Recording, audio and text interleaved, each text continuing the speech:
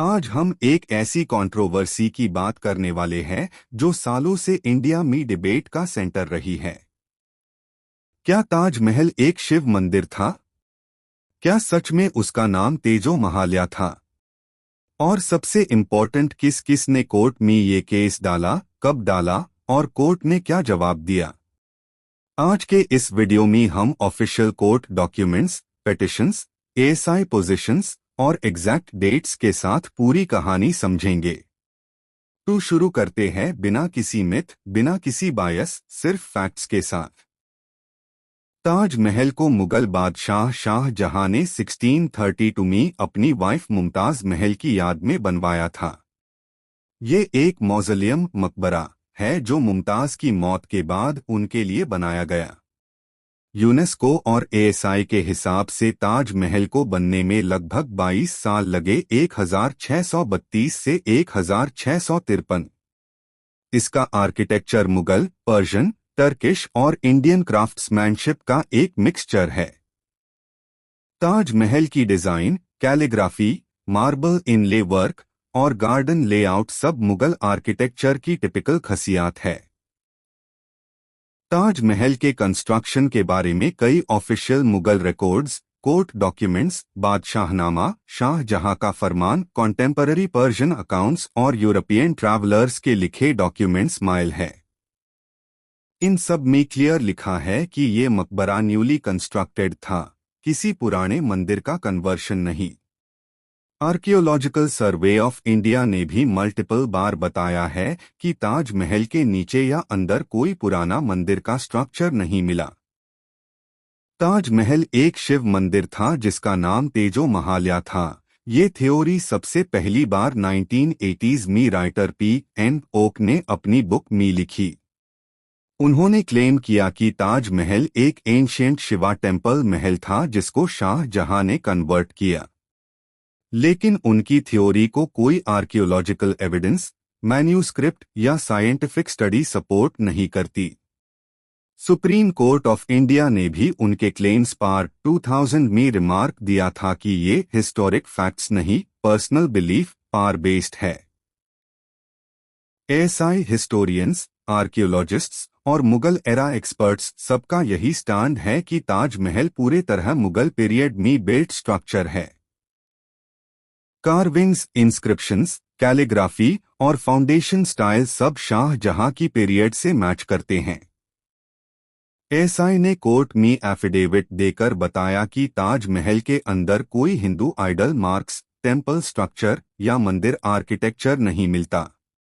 कई लोग इस थ्योरी को सपोर्ट इसलिए करते हैं क्योंकि उन्हें लगता है कि मुगल पीरियड में कुछ मंदिरों को कन्वर्ट किया गया था, जो कुछ केसेस में सही भी है। पर ताजमहल के बारे में ये क्लेम कभी हिस्टोरिकली प्रूवन नहीं हुआ। सोशल मीडिया, ब्लॉग्स और फॉरवर्डेड मैसेजेस ने इस थ्योरी को एम्प्लीफाई कर दिया, जिसकी वजह से लोगों में कंफ्यूजन पैदा होता है। ताजमहल की असली हिस्ट्री डॉक्यूमेंटेड, एविडेंस बेस्ड और रिसर्च सपोर्टेड है।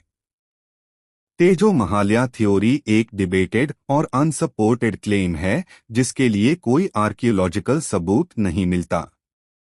ताजमहल को ऑफिशियली, हिस्टोरिकली और ग्लोबली एक मुगल मॉन्यूमेंट हाई माना जाता है। 1980s में एक राइटर P.N. ओक ने क्लेम किया कि ताजमहल असल में एक शिव मंदिर था जिसका नाम तेजो महाल्या था।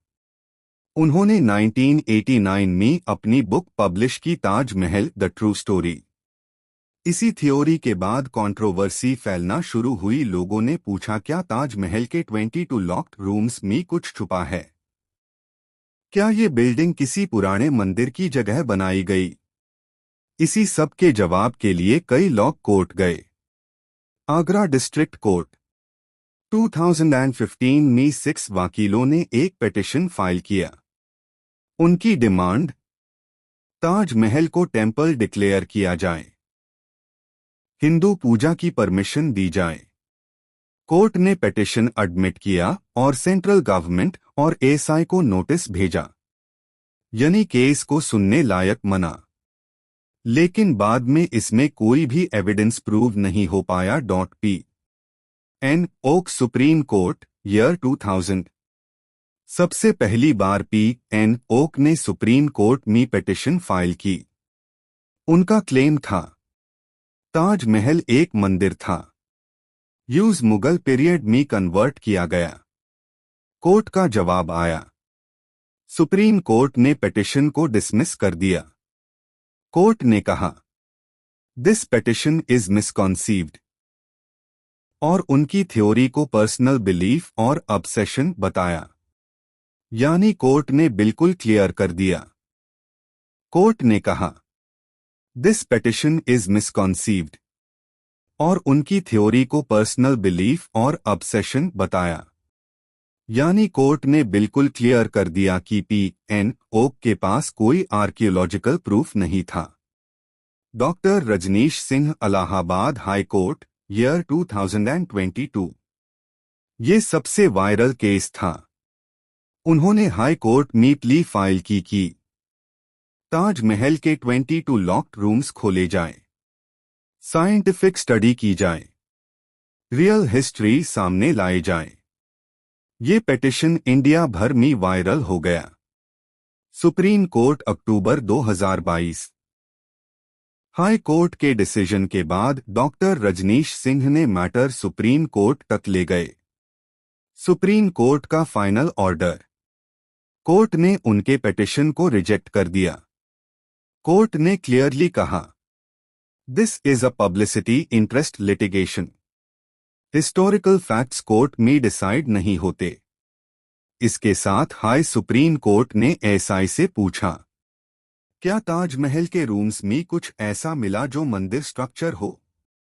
एएसआई का जवाब आया नहीं, ताजमहल में किसी पुराने टेम्पल का कोई आर्कियोलॉजिकल एविडेंस नहीं है। और केस यही क्लोज हो गया। एएसआई बार बार अपने एफिडेविट में कह चुका है ताजमहल मुगल पीरियड में बनाया गया नया स्ट्रक्चर है। बिल्डिंग के नीचे या लॉक्ड रूम्स में कोई शिवा आइडल, टेम्पल आर्किटेक्चर, लिंगम मार्क्स या मंदिर एविडेंस नहीं मिला। ताजमहल के डिजाइन, इंस्क्रिप्शंस, मार्बल्स सब शाहजहां के पीरियड से मैच करते हैं। यानी तेजो महालया थ्योरी का कोई आर्कियोलॉजिकल प्रूफ नहीं है। आखिर में एक बात याद रखिए, हिस्ट्री इमोशंस से नहीं एविडेंस से लिखी जाती है। और ताजमहल की हिस्ट्री, आर्कियोलॉजी, कोर्ट डिसीजंस और इंटरनेशनल डॉक्यूमेंटेशन सब एक ही बात कहते हैं। ताजमहल शाहजहां की बनवाई हुई एक मुगलरा आर्किटेक्चरल मास्टरपीस है। अगर आपको ये वीडियो इंफॉर्मेटिव लगा हो तो लाइक, शेयर और सब्सक्राइब जरूर करें।